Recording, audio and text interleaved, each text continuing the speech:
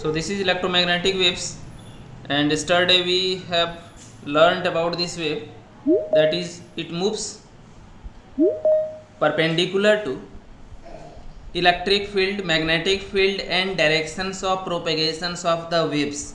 So all the three are in perpendicular to one another. Okay, so wait, some students are in lobby. I admit all.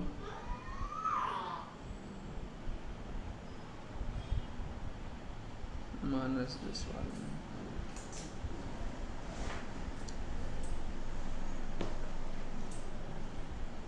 So now today we will study about the parameters of these electromagnetic radiations. So for this details we learned about the animated video, that how three-dimensionally electric field, magnetic fields and directions of propagations are perpendicular to one another. So once again I will repeat this animated video. Okay, so I try to represent this animated video for this electric field, magnetic fields and directions of propagations. So I try to share.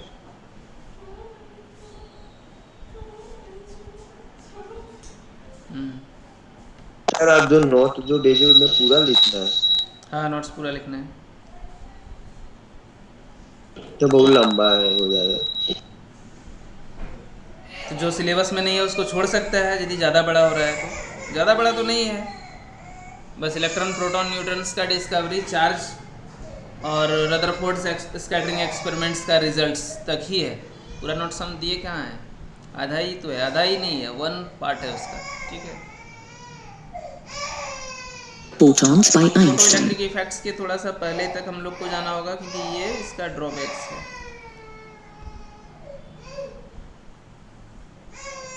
और थोड़ा पीछे चलते हैं।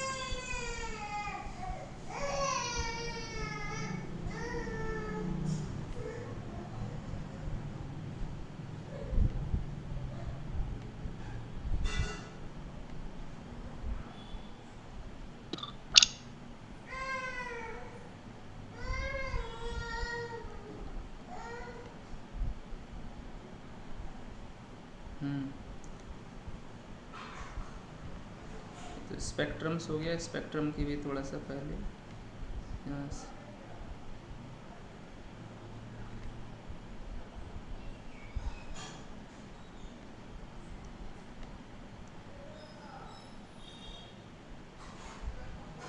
ये सब उसका properties है, यहाँ से हम लोग देख सकते हैं। So see the movements of the electromagnetic waves. The electric field, magnetic The wave fields और nature of directions of electromagnetic propagations, radiation तीनों एक was दूसरे के established. perpendiculars है।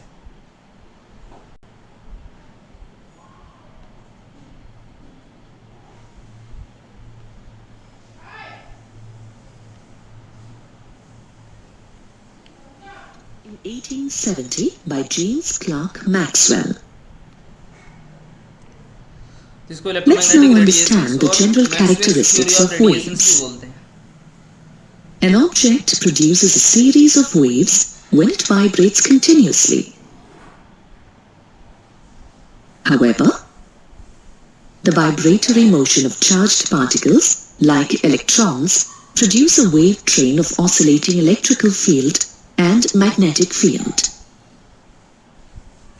So Such these waves, are two perpendicular to each other, which are produced due to the periodic motion of charged particles, such as electrons, are called electromagnetic waves. This is suggested by James Maxwell.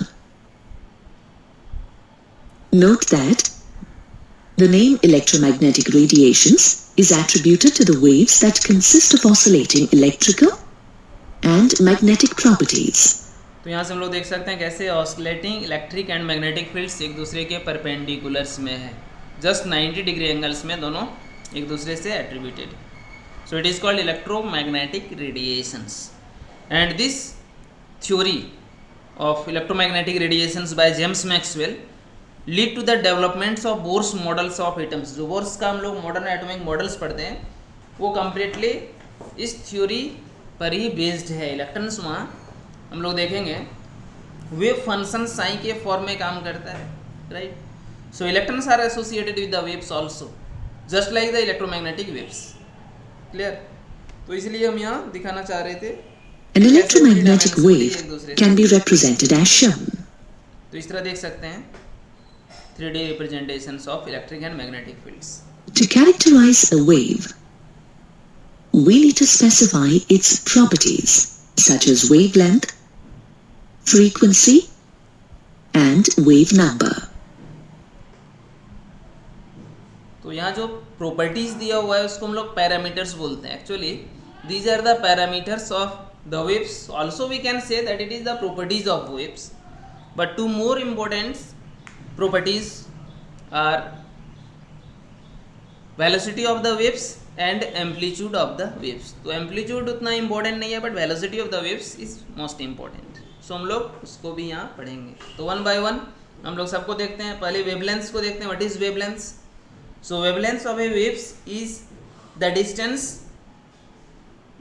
between two neighboring crest or troughs। जो crest और troughs होता है उसका जो neighboring distance होता है उसको हम लोग wavelengths lambda बोलते हैं। lambda से represent होता है। A wavelength is the distance between two successive crests or troughs of a wave.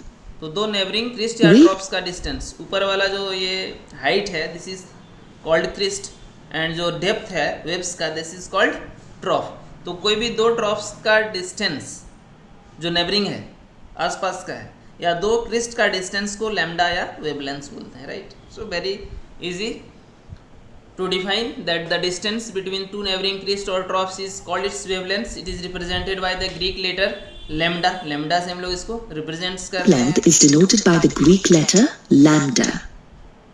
It is expressed in either centimeters or meters. Represent कर सकते हैं, एंगस्ट्रॉम यूनिट्स रहेगा, और नैनोमीटर में भी हम लोग रिप्रेजेंट कर सकते हैं 10⁻⁹। ठीक है, तो इस तरह से इसका Or micro unit in angstrom units. The next characteristic of a wave is the frequency.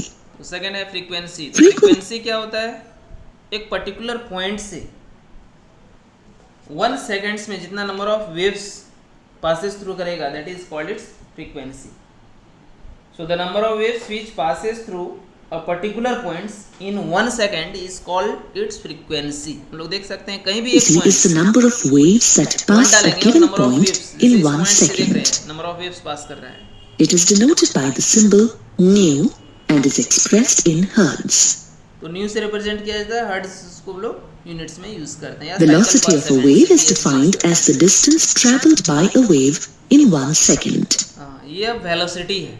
तो velocity of the waves, waves का वेलोसिटी क्या होता है? तो वेलोसिटी हम लोग c से रिप्रेजेंट करते हैं, v से जनरली रिप्रेजेंट नहीं करते हैं क्योंकि v ऑर्डिनरी वेलोसिटी होता है और ये c जो होता है वो वेलोसिटी ऑफ इलेक्ट्रोमैग्नेटिक वेव्स होता है। So electromagnetic waves is just like the waves of the light. हम लोग जैसे लाइट ऑन करते हैं उसका जो वेलोसिटी होगा वही इलेक्ट्रोमैग्नेटिक वेव्स का भी वेलोसिटी होगा। And you know in your junior classes that the velocity of light is 3 × 10⁸ metre per second. एक सेकेंड में कितना वो ट्रेवल कर सकता है? तो 3 × 10⁸, ठीक है, 3 × 10⁸ मीटर पर सेकेंड वेलोसिटी होता है। तो यहाँ हम लोग वेलोसिटी इसको देख सकते हैं, distance. Velocity is denoted by c and is expressed in centimeter per second. Let's now understand the relationship between the wavelength, frequency, and velocity of a wave. अब mathematical relation. As frequency is the number of waves passing through a point per second, and wavelength is the length of each wave. Their product will give the velocity of the wave. तो velocity of the waves equal to क्या होता है? Frequency that is nu into wavelength that is lambda. So c equal to nu into lambda. Nu is the frequency of radiant light और radiations and wavelength is the lambda is the wavelength. तो इस तरह से हम लोग velocity waves का calculate कर सकते हैं न्यू इनटू लैम्डा के थ्रू से। The electromagnetic waves travel through empty space with the velocity of light. Light के वेलोसिटी से ट्रेवल करता है, मतलब 3 into 10 The last characteristic of a wave is the wave number, which is defined as the number of wavelengths per unit length. तो ये होता है It is denoted number of waves per unit length is called by wave the symbol nu bar, and given by the equation nu bar equals 1 by lambda per centimeter. तो nu bar equal to होता है 1 by lambda because it is just inverse of wavelength. Now, let us solve a numerical problem on the basis of the characteristics of a wave. Calculate the wave number and frequency of violet radiation having wavelength 4000 angstrom. तो wavelength lambda दिया हुआ है, हम लोग को calculate करना है First, frequency let us calculate the wave number. And lambda wavelength. The first step involves writing the formula to calculate lambda wave equal number. To हो जाएगा 1 अपॉन फ्रीक्वेंसी. फ्रीक्वेंसी और लैम्डा एक दूसरे के जस्ट क्या होते हैं, तुम लोग यहाँ से कैलकुलेट कर रेसिप्रोकल या वेलोसिटी से भी हम लोग कैलकुलेट कर सकते हैं. वेवलेंथ दिया हुआ है तो पहले हम लोग निकाल लेंगे न्यू बार, क्योंकि न्यू बार इक्वल टू क्या होता है 1 बाय वेवलेंथ, राइट. जब न्यू बार हम लोग को फॉर्मूला अभी देखे तो उस फॉर्मूला का यूज करेंगे. Number, that is nu bar equals 1 by lambda. देखो ये फॉर्मूला होता है nu bar equal to 1 by lambda. Lambda wavelength है और वेवलेंथ दिया हुआ है 400 एंगस्ट्रॉम. एंगस्ट्रॉम को हम लोग मीटर में भी कन्वर्ट कर सकते हैं, सेंटीमीटर में भी कन्वर्ट कर सकते हैं, या एंगस्ट्रॉम में भी यहाँ हम लोग छोड़ सकते हैं. Clear. The given lambda value is 4000 angstroms, which is equal to 4 multiplied by 10 raised to the power of minus 7 meters. तो मीटर में कन्वर्ट कर देंगे. The second step involves substituting the value of lambda in this equation. On solving, we get nu bar is equal to 2.5 multiplied by 10 raised to the power of 6 per meter, or तो इस तरह से हम लोग wave number calculate कर लिए with the help of lambda. Wavelength दिया हुआ है तो वेव नंबर कैलकुलेट हो जाएगा, क्योंकि wave number equal to 1 upon wavelength. तो यहाँ से 2.5 इंटू 10 टू द पावर 6 पर metre is the wave number. अब वेव नंबर कैलकुलेट हो गया. अब क्या कैलकुलेट करना है, frequency nu. So nu equal to क्या होता था, हम लोग अभी रिलेशनशिप में देखे कि वेलोसिटी c इक्वल टू क्या हो रहा था. So velocity equal to nu into lambda. अभी हम लोग देखें रिलेशनशिप में, तो यदि हम लोग उस रिलेशनशिप को यहाँ यूज़ करेंगे तो फाइनली हम लोग कैलकुलेट कर लेंगे न्यू, बिकॉज c हम लोग को पता है, velocity of light, velocity of electromagnetic waves पता होता है 3 into 10 to the 8 metre per second.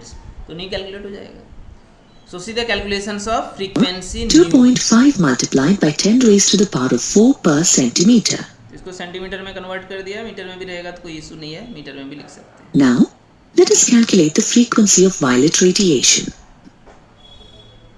The first step involves writing the corresponding formula nu equals c divided by lambda. देखो क्या कर दिया है, उस इक्वेशंस को जो हम लोग c equal to nu into lambda था, न्यू अपॉन लेमडा था, उसको न्यू इंटू लेमडा था उसको अपॉन में ले गया, मतलब क्रॉस मल्टीप्लिकेशन प्रोसेस यूज़ किया गया है. Nu equal to C upon lambda, क्योंकि सी इक्वल टू क्या था, न्यू इंटू लेमडा था. तो nu equal to C upon lambda.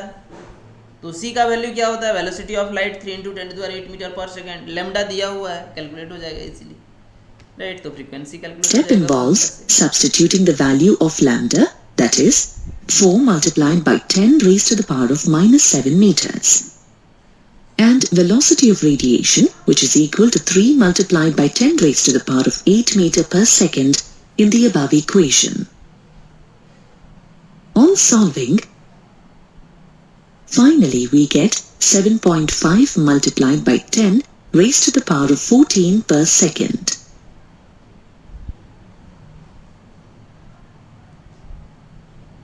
Now, let's look at certain key properties of electromagnetic waves. Electromagnetic radiation, as shown, is a form of energy that consists of alternating electrical and magnetic fields produced by oscillating charged particles, are perpendicular to each other and perpendicular to the direction of propagation of radiation. Unlike sound or water waves that require a medium for propagation, electromagnetic waves can move in vacuum at the velocity of light. तो light के velocity से That is vacuum में भी travel कर सकते हैं. 3 into 10 raised to power 8 meters per second. All electromagnetic radiations travel with the same velocity but differ from one another in wavelength and therefore in frequency. Let us have तो यहाँ आप बहुत सारा वेव्स का एक एसोसिएटेड ग्रुप्स दिया हुआ है जो increasing order of frequency and decreasing order of their wavelengths में दिया हुआ है, राइट. सो वेवलेंथ्स और फ्रीक्वेंसी दोनों का इंक्रीजिंग और डिक्रीजिंग ऑर्डर का कॉम्बिनेशंस को हम लोग स्पेक्ट्रम बोलते हैं. So this is the electromagnetic spectrum. हम लोग इलेक्ट्रोमैग्नेटिक रेडिएशंस पढ़े, but all the radiations collectively together written with their increasing order of frequency and decreasing order of wavelengths is called electromagnetic spectrum. तो ये जो यहाँ बनाया हुआ है from X-ray gamma rays, X-ray, UV, then visible, then infrared, then microwaves, then radio waves, and finally long radio waves. So these are the collective groups of radiations, electromagnetic spectrums. So it is called spectrum. तो spectrum कैसे difference होता है waves से? तो waves का group look at the arrangements of different electromagnetic radiations in increasing order of their wavelengths or in decreasing order of their frequencies. When these electromagnetic waves of different wavelengths are arranged in the order of increasing wavelength or decreasing frequencies, it is called electromagnetic spectrum. तो इसको spectrum बोलेंगे, ठीक. Of these, the radiations that are visible to the naked eye constitute the visible spectrum. The frequency यहाँ से जो 10 to the power 14 to 10 to the power 16 के बीच में, हर्ट्ज के बीच में जो रेंज दिया हुआ है, that belongs from visible region. And you know visible regions help us to visualize anything, any colors, any objects in the presence of light, right? While in absence of light we cannot visualize anything, any color, any objects. Why do so? Because the value of lambda of visible region is 350 to 750 nanometer. तो 350 से 750 nanometre के बीच के light को ही हम लोग देख पाते हैं, उसी में हम लोग कलर देख पाते हैं, ऑब्जेक्ट देख पाते हैं, सब्सटेंस को देख पाते हैं. यदि उससे ज़्यादा या कम हो, we cannot see anything, because if it is lower than 350 nanometer, then it belongs from ultraviolets, right? And if it is greater than 750 nanometer wavelengths, then it will be infrared. तो ना तो हम लोग इंफ्रारेड को देख सकते हैं, ना तो हम लोग यूवी को देख सकते हैं, अल्ट्रावायलेट को. ये अल्ट्रावायलेट सन रेज से आता है, बट हम लोग देख पाते हैं, नहीं देख पाते. इंफ्रारेड हमारे सिस्टम से जनरेट होता है, मोबाइल सिस्टम से. मोबाइल में इंफ्रारेड पहले दिया होता था, अब इंफ्रारेड हटा दिया है, ब्लूटूथ है. तो ब्लूटूथ एक्चुअली इंफ्रारेड रेडिएशंस पर ही वर्क करता है, राइट. तो हम लोग ब्लूटूथ में जो रेडिएशंस निकलता है मोबाइल से, क्या हम लोग देख पाते हैं? नहीं देख पाते हैं, because its wavelength is greater than 750 nanometre. 750 से ज़्यादा होता है तो हम लोग उसको भी नहीं देख पाते हैं, और 750 से कम होगा उसको भी हम लोग नहीं देख पाते हैं, right. So this is the electromagnetic spectrum. और स्पेक्ट्रम में से विजिबल को यहाँ जूम करके दिखाया गया है. तो देख सकते हैं जूम किया हुआ है, तो 350 से 750 नैनोमीटर्स तक वेवलेंथ है, और frequency 10 to the power 14 to 10 to the power 16 hertz के बीच में रखा गया है, that is visible, right. So see the animations.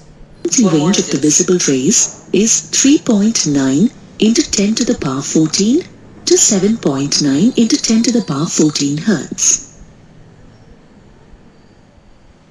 The region above the violet color is called the ultraviolet region and has a frequency equal to 7.9 into 10 to the power 14 to 3.4 into 10 to the power 16 hertz.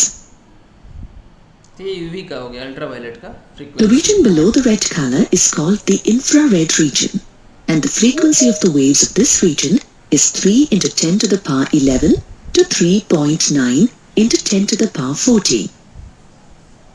Ultraviolet and infrared rays are not visible to the naked eye. Other important regions in the electromagnetic spectrum include radio waves with frequency less than 10 to the power 9 and microwaves with frequency of 10 to the power 9 to 10 to the power 11 hertz. Radio waves have the longest wavelength in the electromagnetic spectrum. Radio frequency region around 10 to the power 6 hertz is used for broadcasting. तो broadcasting के लिए इतना use किया जाता है 10 to the power 6 hertz. Microwave region around 10 to the power 10 is used for radar. So 10 to the power 10 hertz पर काम करता है. फ्रीक्वेंसी इसका थोड़ा ज़्यादा होता है रडार का, क्योंकि रडार बहुत सारा सैटेलाइट्स को कंट्रोल करता है, बहुत सारा जैसे एरोप्लेन्स होता है तो रडार सिस्टम पर वर्क करता है. बहुत सारा मिसाइल्स होता है, लेज़र गाइडेड मिसाइल्स, वो भी रडार सिस्टम पर वर्क करता है. Right. Two other kinds of electromagnetic waves are X-rays and gamma rays. The wave nature of electromagnetic radiation successfully explains the phenomena of interference and diffraction. But the phenomenon of black body radiation, photoelectric effect, and the spectra of atoms were not explained. So this is the limitations of Maxwell's wave theory of radiations, right? So he cannot explain the black body radiations, that is the exact emissions and absorptions of the spectrums. Secondly, he failed to explain photoelectric effects.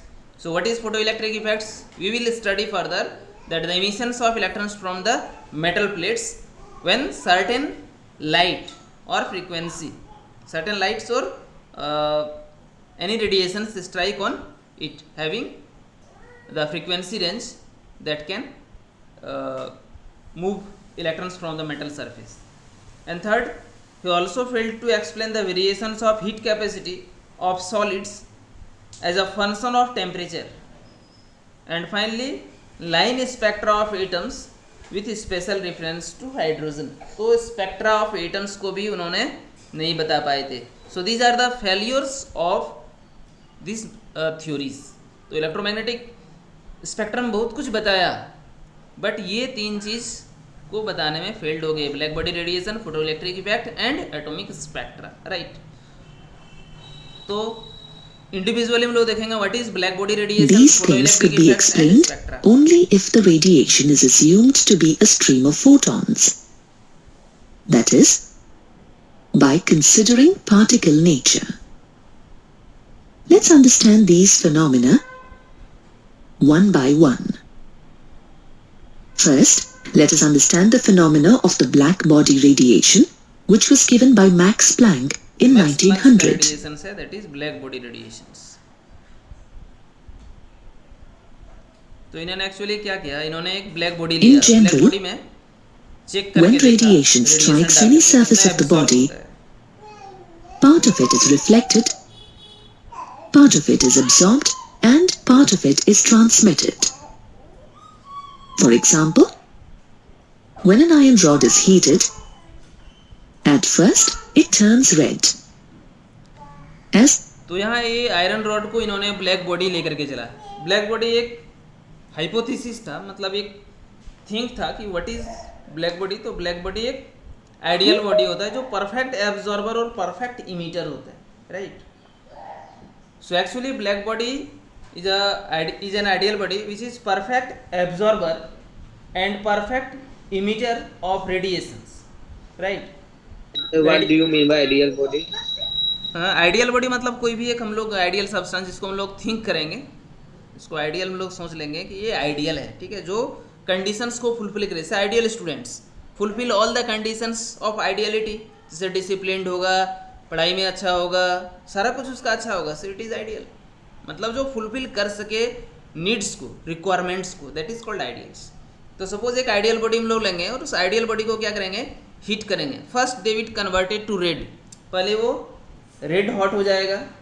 Again on further heating it will be converted from red to किस colour में आ जाएगा, पहले heat करते हैं कोई भी substance को तो रेड होता है, रेड को फर्दर इंक्रीज करेंगे तो वो चेंज हो जाएगा from red to yellow, and again on heating this yellow will converted to white. तो फाइनली जब सबसे ज़्यादा हो जाएगा तो वाइट हो जाएगा, and finally again we will heat then it will be purple as the temperature becomes highest. जब टेम्परेचर हाईएस्ट हो जाएगा it will be convert to its purple colour, right.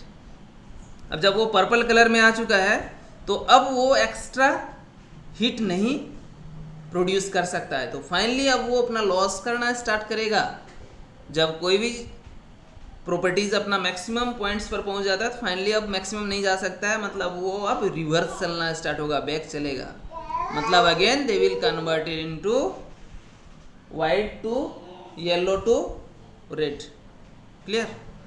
So see this ideal body, उन्होंने ideal body को यहाँ क्या ले लिया गया है, एक आयरन रॉड ले लिया गया। हम लोग कुछ भी ले सकते हैं, तो आयरन रॉड भी ऐसा करता है। So see the properties of As the temperature is further increased, this animation, it becomes yellow, then white, and finally turns blue.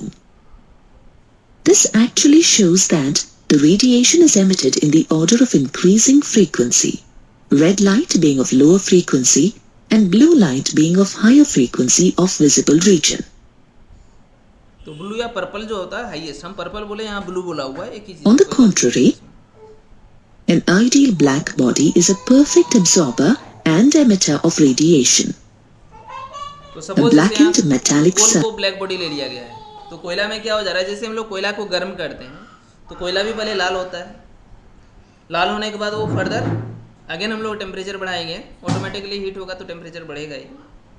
तो येलो होगा, येलो से वाइट होगा, वाइट से पर्पल होगा, and purple is the maximum, तो again वो अपना back चलेगा। surface or a hollow sphere blackened inside with a small opening behaves almost as a black body. Any type of radiation that enters this small opening gets reflected multiple times within the sphere until all the energy is absorbed. Thus, a black body is not only a perfect absorber of radiant energy, but also a perfect radiator. Black body radiates the maximum amount of energy at a given temperature. Note that it radiates the same amount of energy it has absorbed. From the graph shown here, तो यहाँ से हम it लोग is graph में देख visible पा रहे हैं। that at a given temperature, यदि इस ग्राफ में हम लोग देखते हैं तो पहले क्या होता है, टेम्परेचर जैसे ही बढ़ रहा है तो intensity of the radiant light is also increases. देख रहे हैं ये अपना पिनेकल पर पहुंच चुका है, दैट मीन्स हाईएस्ट टेम्परेचर। अब टेम्परेचर डाउन करेगा, तो टेम्परेचर कब डाउन होगा, जब अपना वो मतलब मैक्सिमम पहुंच चुका है, पर्पल कलर पर पहुंच चुका है। पर्पल कलर पहुंचने के बाद black body they will finally converted to its back positions, right. तो इस तरह से यहाँ एनर्जी चेंजेस हम लोग ब्लैक बॉडी में देख सकते हैं। अब देखो जो एनर्जी अपना लॉस कर चुका है, they finally reaches to zero, तो वेवलेंथ अपना खत्म हो चुका है, मतलब अब ये अपना प्रॉपर्टीज लॉस कर चुका है। This is the maximum point, that is T2. T2 is greater then T1। तो यहाँ से हम लोग इसको देख सकते हैं। increase in temperature. These observations could not be explained by the electromagnetic wave theory of light. तो मैक्सवेल ने ये बता नहीं पाए To थे, account for these experimental तो यहाँ से observations, ब्लैक बॉडी में निकला, जो मैक्स प्लैंक ने Max बताया। Planck in 1900 proposed that radiant energy is emitted or absorbed discontinuously in the form of discrete packets or bundles of energy and not continuously. This is the first postulate of Planck's theory. तो Planck's ने यहाँ black body radiations के through अपना first theory को propose किया. So according to his theory, radiant energy is emitted or absorbed continuously in the form of discrete packets of energies. Energy का वो जो पैकेट्स था उसको हम लोग फोटॉन्स या क्वांटम्स बोलते हैं. तो हम लोग इसको जब एटॉमिक मॉडल्स पढ़ेंगे, बोर्स एटॉमिक मॉडल्स, तो वहाँ पोस्टुलेट नंबर 2 में मिलेगा कि these packets of energy is associated with certain amounts of energy and these energy packets are called quantum और फोटॉन्स. राइट. तो हम लोग इसको डिटेल्स में पढ़ेंगे, यहाँ सिर्फ पोस्टुलेट्स ही दिया हुआ है energy packets. Further, Planck called these discrete quantities or packets as quanta. तो यहाँ इन्होंने क्वांटा बोला था. Quantum is the smallest quantity of energy absorbed Quantum सबसे or छोटा emitted होगा. in the form of electromagnetic Quantum is a radiation. singular, quanta is a plural of This means quantum. that the light Singular, plural, radiations quanta, absorbed quantum में difference. or emitted by atoms or molecules comprise a stream of quanta, but not continuous waves as shown.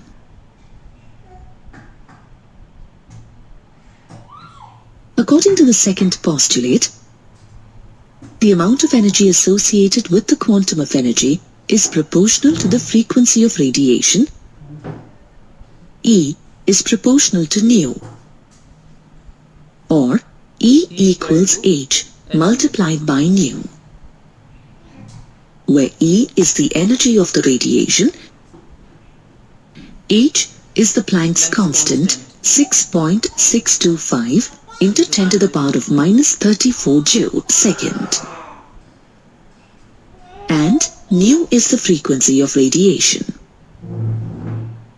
To write this equation in terms of velocity and wavelength, substitute the तो इस तरह से हम लोग देख सकते हैं. नेक्स्ट पॉइंट में उन्होंने बताया था कि एनर्जी जो फोटॉन्स का होता है वो कितना होता है. Energy of photon E equal to H nu, where H is the Planck's constant and nu is the frequency of radiant energy और रेडिएशंस.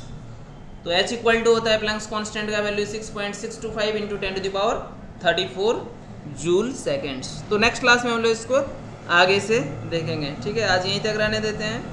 नेक्स्ट क्लास में हम लोग डिटेल्स स्टडी करेंगे.